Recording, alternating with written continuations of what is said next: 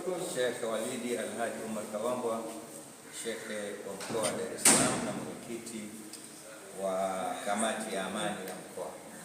Niko hapa kuwaalika na kuwataarifu pamoja na kuwakumbusha Waislamu wote wa Tanzania, lakini hususan wa Dar es Salaam kwamba siku ya Jumatano sawa na tarehe 27 mwezi huu wa 5 sawa na mwezi 10 fungu 3 1447 ndio itakuwa siku ya Eid al-Adha.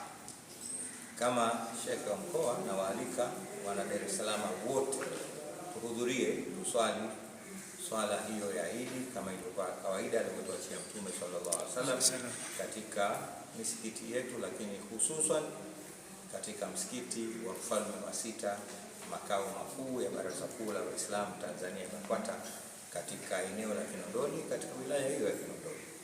Tunatarajia inshallah tutaswali Eid pale kuanzia saa 1 asubuhi mpaka saa 1:30 tutakuwa tumemaliza, na hapo tutaanza baraza la Eid kama kawaida.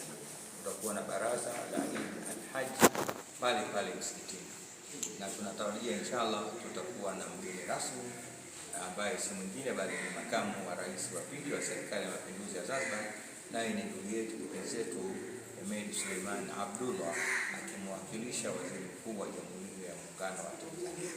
Kwa hiyo shime alaikum Waislamu, tujitokeze kwa wingi sana kuja kuswali hivi katika msikiti wa Mfalme wa Sita hapa Kinondoni, lakini mara tu baada ya Eid na kusikiliza hotuba mbili zaidi tukae kwa ajili ya kusikiza na kuliendesha sasa baraza la Eid kama kawaida. Tutaambiwa mambo mengi sana yanayotukabili, yanayotuhusu kama Waislamu, hususan katika siku hizi 10, lakini pia kama inajulikana Eid hii inakuja mwisho mwa mwezi wa 12 katika mwaka 1447 mwaka Hijiria, mwaka wa Kiislamu. Tuambiwe sasa tumemalizaje mwaka na tunaanzaje mwaka mwingine. Kwa hiyo nawaomba sana Waislamu wenzangu tujitokeze, na kama inavyojulikana katika Eid hii kuna sunna kubwa ya kuchinja.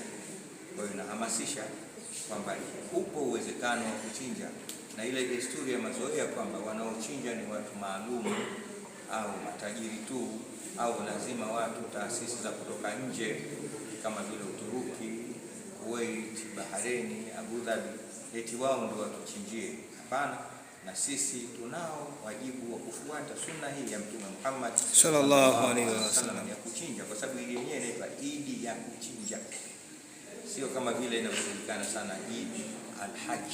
Ni Eid ya kuchinja, kuna sunna kubwa ya kuchinja. Tunaweza tukahamasishana, hususan viongozi wa misikiti, wa taasisi, wa jumuiya mbalimbali, maahidi, hata viongozi wa mitaa. Kama hatuwezi kuchinja mmoja, basi tunao uwezo wa kushirikiana kwa kuchanga pamoja ili tupate kuchinja. Kwa hiyo kiufupi, haya nimeona leo niwakumbushe ndugu zangu, ili tupate kufuata na kuishi katika jambo kama hili. Assalamu alaikum warahmatullahi wabarakatuh.